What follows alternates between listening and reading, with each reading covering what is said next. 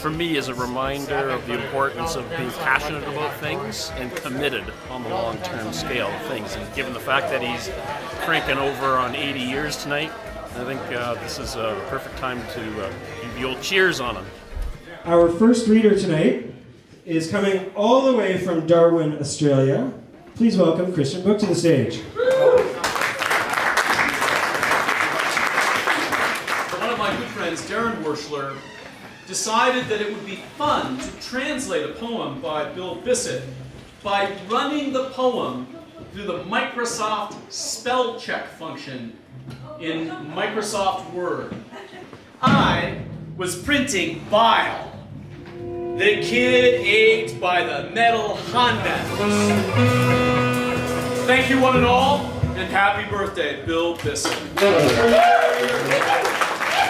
Bill can turn a bad thing into a good thing. So I remember one time we got locked out of this apartment upstairs twice, both on different occasions, you know, months apart. Bill's here both times. And it was a total drag for me. But the second time it happened, I remember Bill saying, "Excellent, it's happening again." And I couldn't help but laugh. Changed my whole mood. That's Bill for me. Our second reader is coming right from Meet the Presses, hot off the highway. Kate Siklosi, Gap Riot Press. Please welcome her to the stage. All right. How we void a prayer. How we avoid prayer. How we avoid. Our next reader is coming to us from Banff, Alberta. Derek Beaulieu, please welcome to the stage.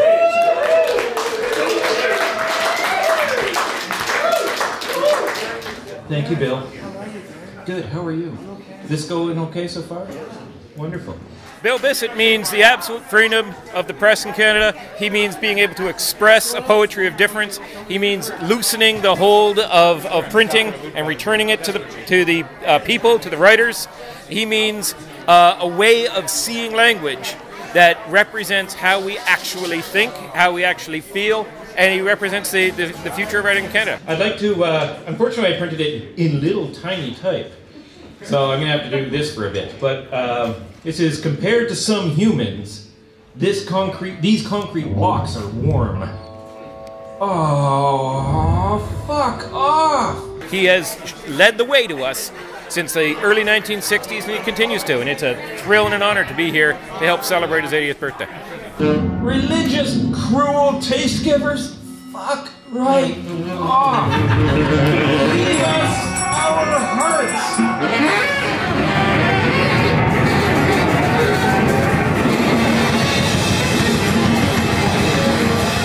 Our next reader is coming to us from Windsor, Ontario. Via Toronto Meet the Presses, please welcome Carl Jurgens.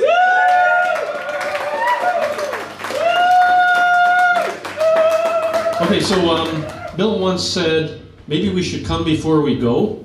And I thought, that's a brilliant idea, so I made a little visual that we stuck in the grab bag. So thanks for putting together the grab bag. But then the thought of how we could come before we go occurred to me might be perceived by some as obscene. So I had to censor it. It's a visual poem, you'll see it later. And a wonderful happy birthday to Bill. Lots of people at the Toronto Meet the Presses wanted to send their greetings and they couldn't be here, but they all said, say hi to Bill. So I said, okay, I will. And this is a poem by Bill, and I didn't ask for accompaniment because I just want you to hear the words that Bill wrote. Because they are cool words. And I did teach this to my students at U Windsor. There was this boat, and we were all on it, and the shingly side planks holding the tug together made clack clack in the northern winds and ocean rain, not wanting, still and fast, quickly entering the shadow we all were, where there is never any wind or air.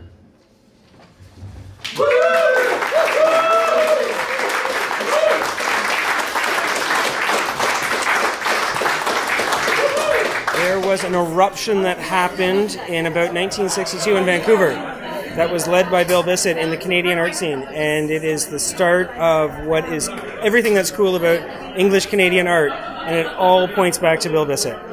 He launched a magazine called Blue Ointment Press Magazine that was also a publishing house, but it was more a kind of a spirit of the times environment where they introduced new concepts, new ideas into the practice of writing and practice of making art that changed writing from that point forward in CanLit. Now they were working with in the context of the Tisch literary movement, which brought small press magazines to the fore, but what he did with it opens up all kinds of possibilities for avant-garde production in this country, and it starts there, and he's been doing it for 50 years now. 50 years plus, yeah.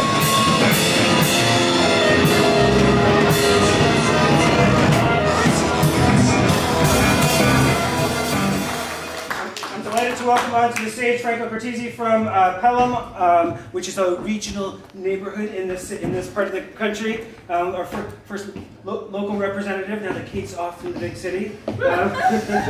Thanks for having us, Bill. Happy birthday. Happy birthday to you. And what a crowd, eh? Like Christian would say, my God, it's full of stars. Be stoniest Bill. It's stolen Bible stone. Bible list. It's stolen Bible bones. Bite still. Bean still. Obits into bites. Bells. Bolts. Let be into bliss. Happy birthday, Bill.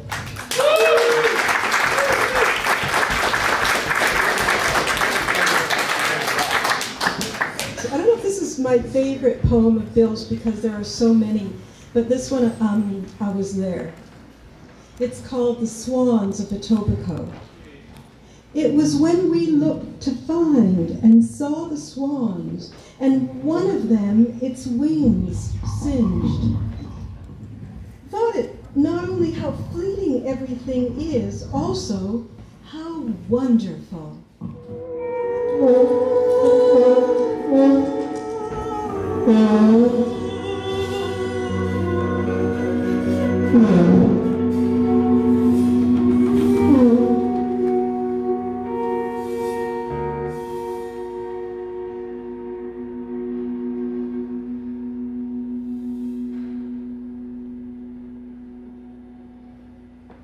How do you like it?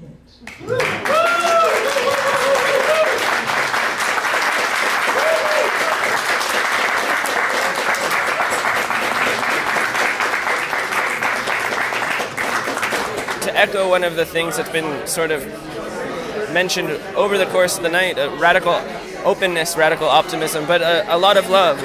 So much about Bill is love, and I've really embraced his spirit of generosity, and I try to carry that forward in all the work that I do. I'm delighted to welcome back to the stage, everyone's familiar with this fella, Eric Schmaltz.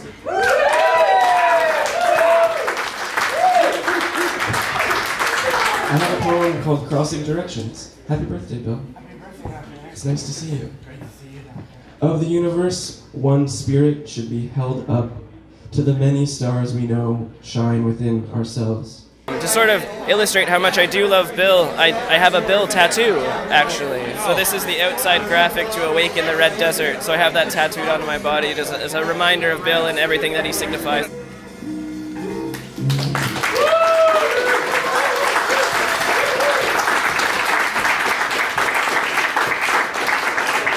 People knew that I grew up in a repressed Catholic household and growing gay.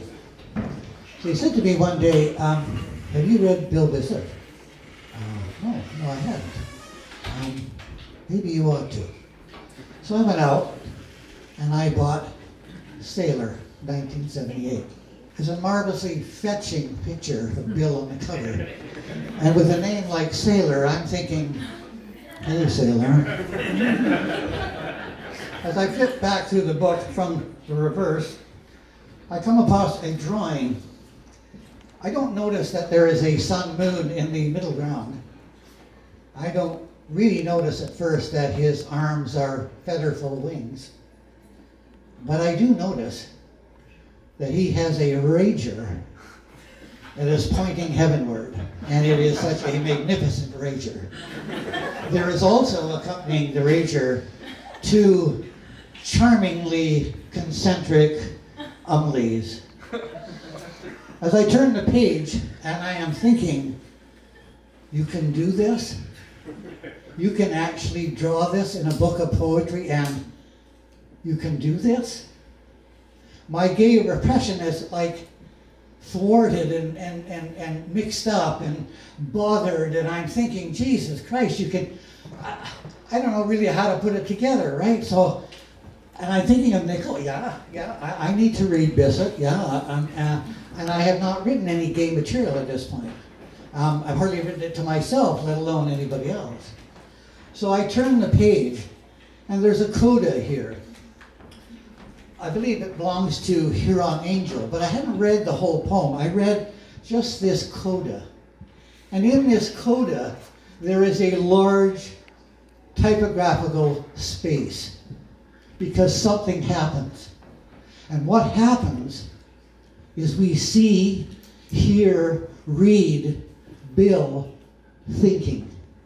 Well, the most important thing that Bill is to me is he's a consistent innovator. And it's out of that innovation that all of his work springs, but the whole idea of language that you can play, and you can play not just surface-wise, but you can play very deeply with it. And that's probably the most important thing I've ever learned from Bill, other than what I said this evening. Also, enabling me to understand, a gay moment, a gay writer, a gay poem. But also, Bill contains and still retains what we once knew as the Flower Child. And it's real. It's not a phony put on, it's not another act or whatever. He still retains that hope, that desire for a change in time. Bill still does that. The tumbling grass breatheth our lips together past imagining. Okay, our lips together, your tongue moving in to me, my tongue pouring in your open mouth, hands dissolving into the water flesh of each other. The flash comes through us. We go into the eye of the molecule. Our body is life to the bird, the seed, and the sun. And I learned that I can do this. Bill, thank you.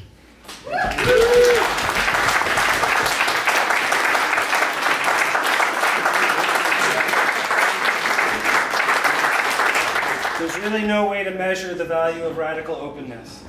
There's no way to put a number, a figure, a quantity on it to recognize how many lives are changed by the fact that they can say that they have a place in this weird, fucked up place. And that's a lot of the work that this man has done over the years, is all contributing to a great big giant rainbow hug over the country. So I think that's there's no way to put a measure on that. But our next reader is one who has measured that very carefully and has been there in lockstep with Bill for decades now. So I'm delighted to welcome to my collaborator in this organizing of the event, coming to us from New York City, is Adina Karasik.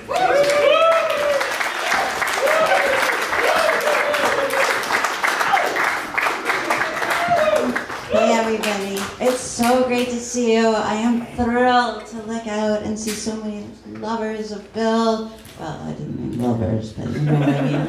We have traveled the world, we have learned, he has taught me, we have worked together. I've given papers on him around the world. In India, we've traveled through Russia and Europe twice, doing 2 European tours, and he's my greatest muse, my greatest inspiration, and I don't know where I'd be without him today. I'm going to read one of my favorite poems, which I've never read aloud before, so bear with me. An old poem of Bill's called Veronica, and the reason we were told to choose a poem that really affected us, and this poem, which was published in 1990 and hard to believe, I think, you know, I was just starting out writing, and Bill and I in 1992 went on our very first European tour through Paris and Gießen and Berlin and Bath and Oxford and London and Mainz and countless other places. And every day he read this poem. And his voice is in my head all the time. And I didn't know that you could do this with language. And the way that he paints images and then goes out and then comes back and is so inside the fire of the words and the passion of the... In any case, I'm just going to read it. But, if you were maple and acorn trees winding down along the desert sideboards, whenever telling whispers marginate all the dawn, held trestles is time, and reefer opulence one days at keys saving terrible times, and wanton soul troubles for the leeward gains, westerly ridges of song, trim-tangled ways and larkspur honey. It'll get better. It can.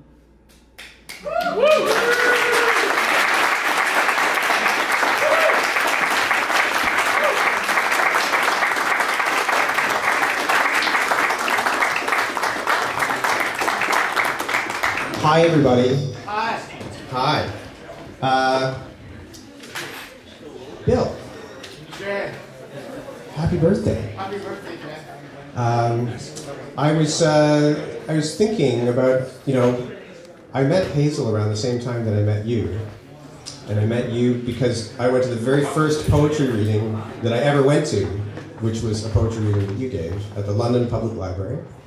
And I'd been in a English class, like a first-year English class at Western, and we'd read through the history of English literature according to W.W. Norton.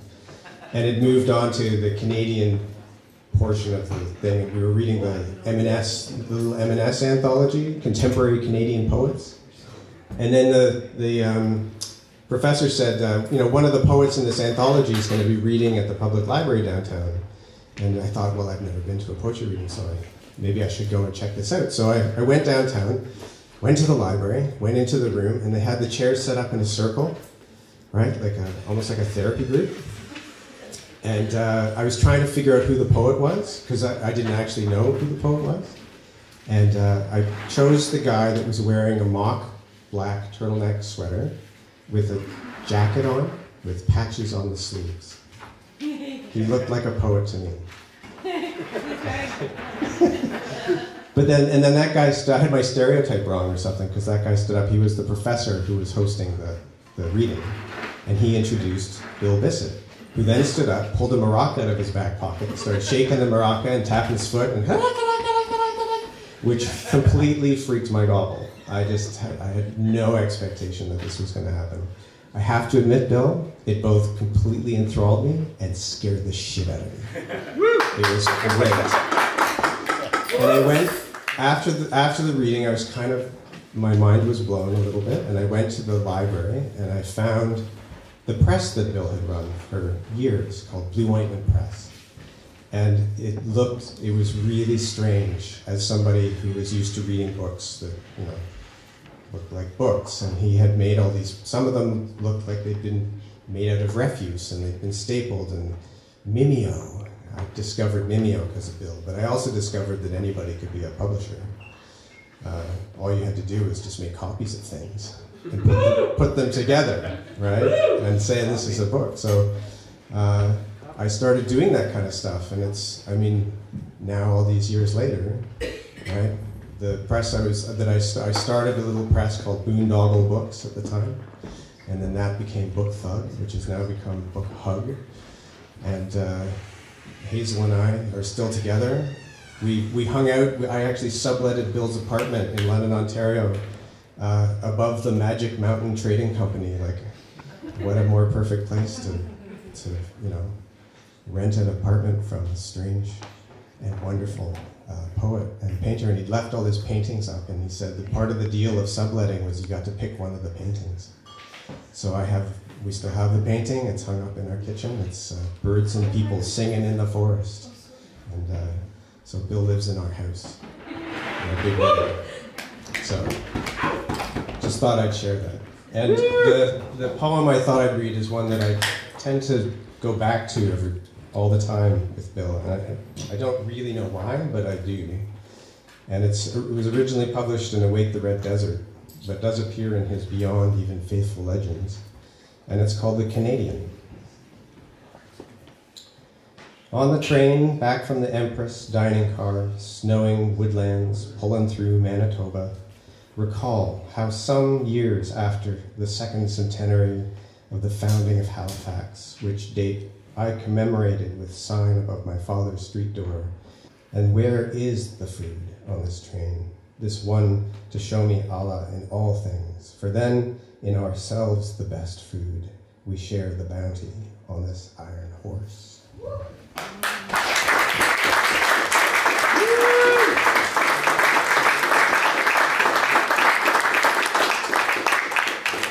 The next reader is Jeremy Luke Hill from Gordon Hill Press. But please make sure you grab one of these. It's part of the loot bag, okay? Yeah. I'd like to point out that our contribution to the loot bag is the only one that doesn't fit in the loot bag.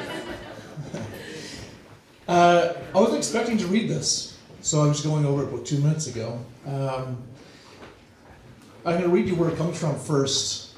We've already had a reading from this little book, and I'm really glad to hear that somebody might be trying to publish it. It's called The Body, and both it and the image come from I Want to Tell You Love, which is unpublished as of yet, collaboration with Milton Acorn. So we've produced 80 copies of it, and you'll get to take one home. The Body. We are haunted no longer by beauties not our own, though we still entertain visions of ourselves as lone survivors. So we rode out to the Strawberry Island, sleeping with a sense of marshmallow and mushroom, stung by salt spray, fierce white of what we had stifled in ourselves to do this. What we had to do was to forget in a body, since singly we each had come to live without hope. The belief that all is not repetition. We are not the same as we were inside the body, or as we were coming to it or taking our departure. We have become outside remembrance and forgettings, its illusions and skills outside time.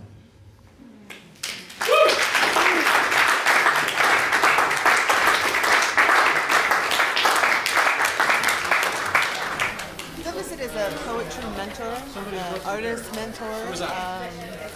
I wasn't there. Beautiful person, a friend, and inspiration, and he's magic. That's what I'd like to say. Happy birthday, Bill. The two pieces that we're going to perform tonight, the first one is We Moved to an Ice Castle, which is a piece that I picked, and I just really love this piece. It was written in 1972. And the second one that we're doing is I Could Read a Blank Envelope to You, which is the piece that was picked. That's how we begin. We moved to an ice castle.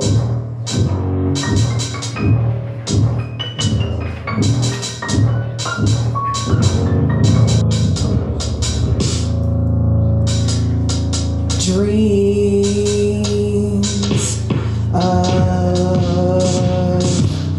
flying.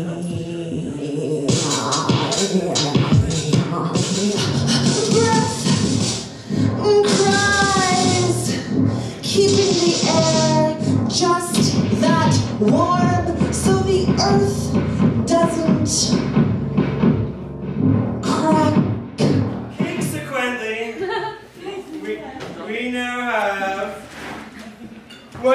birthday cake for Bill Bissett.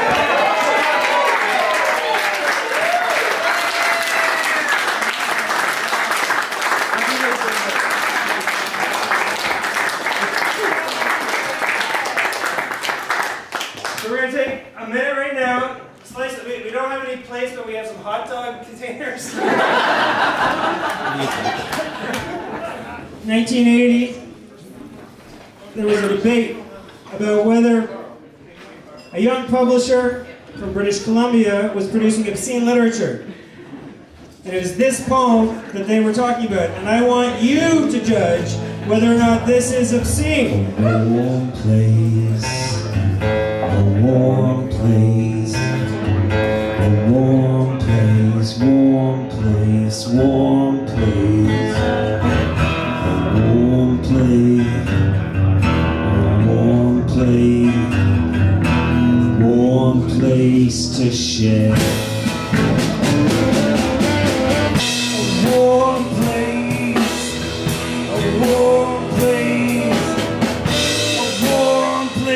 To share.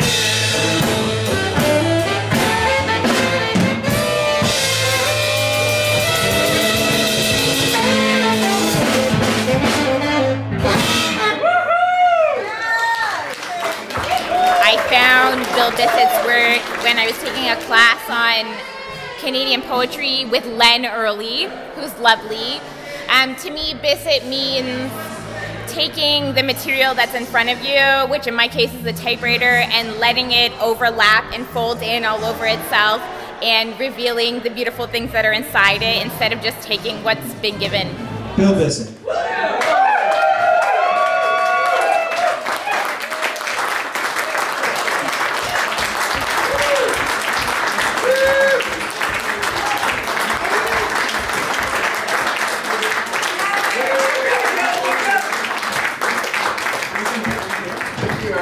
You're all amazing. I feel like overwhelmed and so happy with what everyone has read tonight and for the work that we're all involved in and making human life more loving and more excellent for everyone. And it's just wonderful to hear you all. It was like amazing. It's like Shimania Hayakindia, Yokushimana Hayaki, Shimana Hayakindia, Shimania, Yokushimana Hayaki, Yokushimama Holy Kushimania, Yokushimana Hayaki. Sometimes we soar so high, sometimes we swoop so low, sometimes our dreams go on forever, but coming home, you know. This is the thing we all do. Thank you all for coming tonight. This is the happiest birthday I've ever had.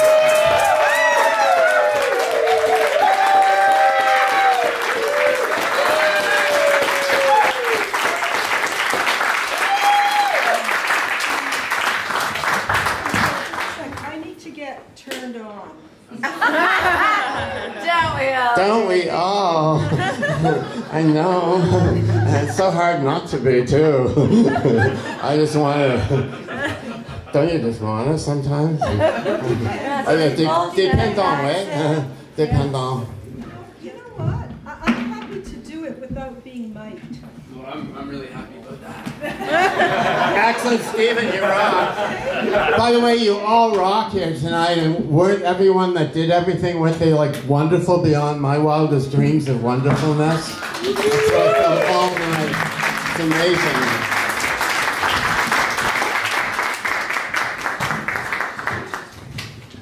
Oh, should we leave that back? You know, I don't even know. I said I don't know. I don't even know. I said, is it all right if I say is it all right if I say I don't know? I said, I don't even know. I said, is it all right if I say I don't know? I said, is it even all right if I say I don't know? I said, I wish for the stars. There's so many stars. There's so many stars flashing. The stars around here. All the sweetest rain ever trembling in. All the arms trembling in, all the stars trembling in, all the rain trembling in, his arms around her, and all the rain trembling in his arms around her, and all the rain trembling in his arms.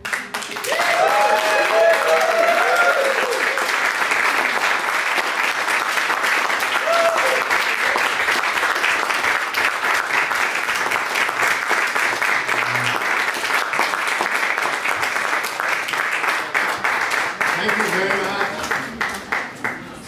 Ladies and gentlemen, Bill Bissett!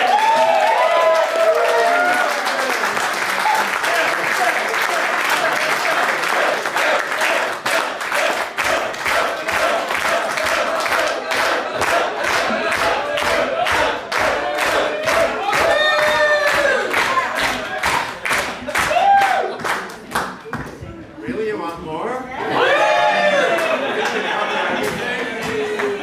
Well, anyway, I went to the train station explaining number 7, the narrative you just all wondered about. I went to the train station, and the train was gone. I went to the train station, and the train was. I went to the train station, and the train. I went to the train station in the. I went to the train. I went to the train. I went to the. I went to. I went. I. Say something. The fate of bugs on a windshield is harsh. What if that's you? Do you worry about bugs on a windshield and what happens to them? Would you want to be one of them? Reincarnation blues? Those bugs on a windshield might have a soul too. So everything else I got here is like everyone's already read it. Let's see.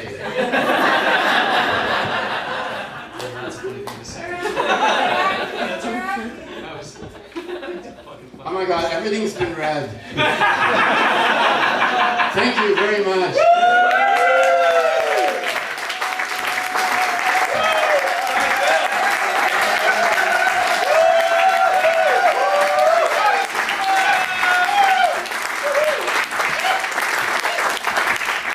What are your thoughts on turning 80? I actually don't have any thoughts on turning anything. I'm thoughtless in the meditative sense of the word in this regard. Folks, I gotta say this. There are 2 paintings up here that are for sale right now on silent auction that's going to raise money for a space that will change lives. If you go to, I don't want to knock down young artists, but if you go to an OCAD second year show, you're going to pay $800 to $1,000 for a painting. Right now there are 2 paintings right here that are of historic value. You could be in Bill Bissett's next book for much less than that. Take a moment to think about buying one of these paintings. They're beautiful works. This is a man who has been on stage with Jim Morrison, who's had Jack Kerouac plug him, who has had the Chemical Brothers sample him, who has Margaret Atwood twinning with him. Cohen wrote a haiku. What's that? Leonard Cohen wrote a haiku. Leonard Cohen wrote a haiku. There's a legend in your presence right now, and there's a painting for sale that you can take home and enjoy for the rest of your life.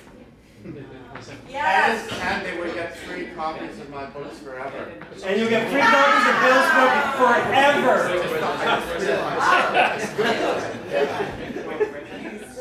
So you take a moment to do that before you go to the bathroom, before you leave. Make sure you grab a loot bag, because this is a birthday party. There's no balloons, but there's a loot bag over here for you. Where's the, is it over there? Oh yeah, it's over there. Yeah, we'll make sure you get one there, Bill. No worries. These are treasures that have been sent from not just people in the room, although a lot of people in the room have contributed to these, but from presses around Canada. There's some treasures in there, beautiful works, all celebrating the word of Bill Bissett. Thank you very much, everybody. Thank you for the knack. Thank you for the battle. Thank you for the show. Thank you for Bill. Thank you, everybody, for coming. For making this all happen in the knack. Thank you.